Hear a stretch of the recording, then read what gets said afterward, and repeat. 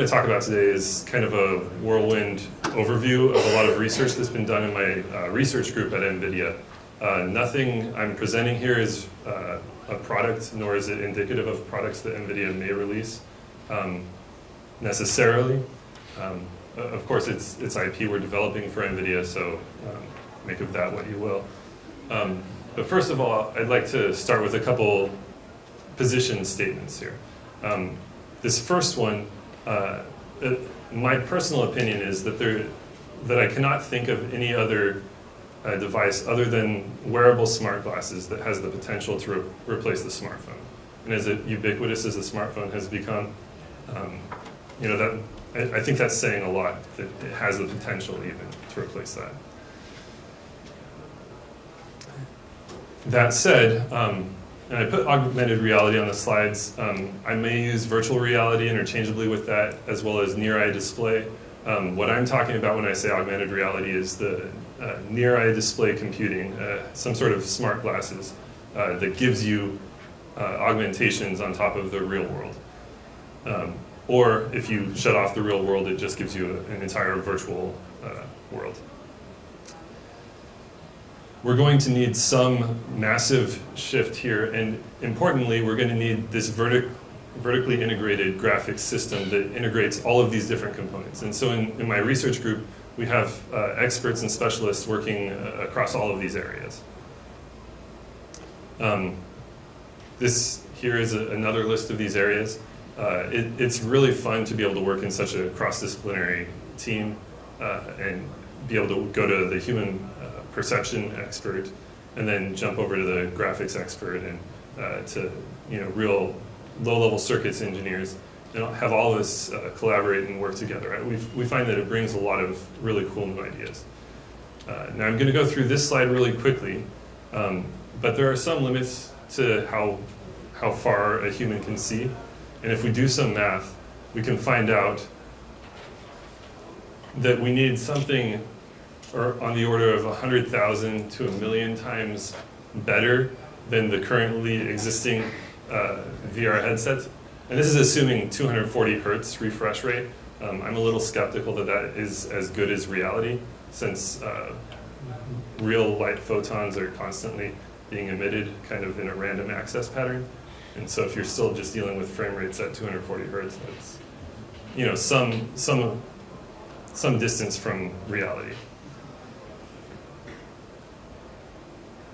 It's going to take some really smart computing to achieve that, right? We can't just depend on Moore's law to get us there, especially since Moore's law is nearly ended.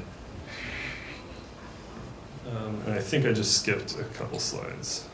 Let me go back. So one thing we're looking at is foveated rendering. And the naive thing you would do is just downsample in the periphery.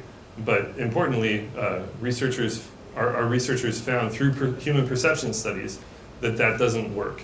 And in fact, what we had to do was increase the contrast in the periphery to make sure that it doesn't give you kind of a tunnel vision and a blinding of the peripheral data.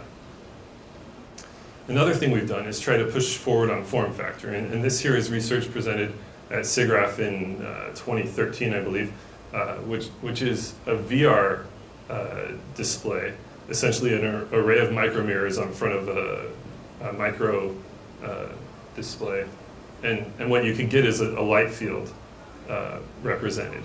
Now there were some limits to its resolution, so we haven't gone very far down this particular path. It also doesn't give you the ability to see the real world at the same time. More recently, we've presented this work at SIGGRAPH. We had a live demo, and SIGGRAPH Asia, the technical paper came out. And what this display is demonstrating is a really early prototype, combining a holographic medium here. This is effectively a rear projection screen that you can see through. We have kind of curved sunglasses. This is a beam combiner that takes that image and sends it to your eye. And then we have some sort of pico projector or light engine that produces the image. And this, if you move the mirror, the beam combiner, where it says curved sunglasses, back and forth, you can actually change the focal depth of the image, which is really important if you want to put augmentations embedded in the real world, because otherwise you would have accommodation, or the focus of your eyes would have conflict between the real world and the virtual world that you're trying to look at the same time. Another way you might achieve that, and this is research in collaboration with UNC and University of Saarland in Germany. Another way you might do that is by having this deformable membrane, that by using pneumatic actuation, we can change the deformation, the curvature, and that'll change the focal depth of the virtual image. Now, another big problem area we've worked on is latency, because we all know that if the virtual world is late, then it will not remain registered with the real world. And here, these are two different projects, one with our collaborators at UNC and one just at NVIDIA, showing the same approach of using really high frame rate displays on the order of kilohertz, and then using binary modulation to cause it to track more closely. And so here you can see at the top a higher latency. This is a 60 hertz image source. And you can see how the virtual checkerboard does not remain registered with the real one. But at the bottom, when we reduce the latency down to microseconds, then we can keep it fixed even under motion.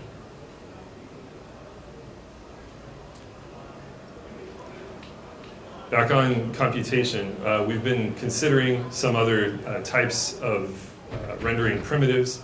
This is showing kind of a static point set that we're using to reproject, although you could imagine schemes where you might dynamically update your point set. This point set is generated from a laser scan of, I think this is a library at Williams College.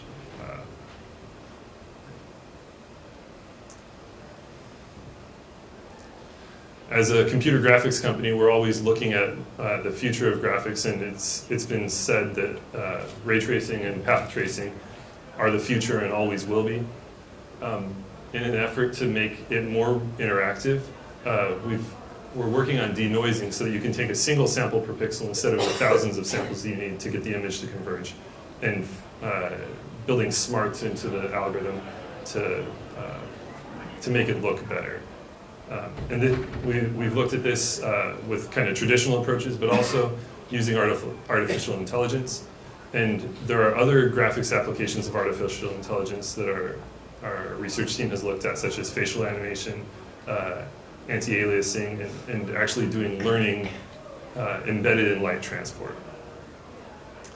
The final piece of research that I want to talk about today is kind of addressing some of the interaction concerns that we have in virtual and augmented reality. Here, I'm showing collaboration with researchers at Cornell, the Organic Robotics Lab, where they've used these soft materials on the right to create a thin skin using silicones with kind of balloons inside of it to allow you to actuate 12 different pockets under your hand. And so you could do things like create the flow of fluid through a hose, which is the picture shown here. It has an interesting feel to it. Or you can get real impact that you feel in your muscles instead of just on the surface of your skin like you do with a vibrating motor. And so that's a real compelling demo, and we showed that at GTC and SIGGRAPH this year. And then on the right, this is actually a shape-shifting controller. And so what it does is it has a soft foam core, so when it's deflated, it feels like foam, and in the virtual game we gave you a foam sword, and so it would flop around, and the sword would flop around virtually under simulation. And then when we inflate it, it becomes rigid, and it starts to feel like a wooden or metallic sword hilt, and we change the sword into a metal sword, and then you're able to pop balloons and whatever else is inside the game. And so we're able to interact with the physical simulation in the game engine all the way down to the low level. On the left, we're doing something more active. On the right, we're doing something more passive and shape-shifting. You could imagine this being applied to augmented reality as well, where you might have a shape-shifting device that you grab using flexible materials, it could shift forms into the type of virtual object you want to interact with. Maybe it turns into a tablet and then changes it into a phone depending on context. And finally, I'll just close with these statements here. Being a GPU company, I want to remind you all that we do build very good GPUs, and they will help you solve most of the graphics problems we're aware of. And if they don't solve them today, we are going to work to make sure they solve your problems in the future. And my group is working specifically on these revolutionary new near-eye display systems. But if someone else comes up with the solution first, we're going to provide GPU solutions for you as well. Thank you, everyone. There's more information at this website, or if you have questions about any of the research shown here, I'd be happy to take emails or questions. Great.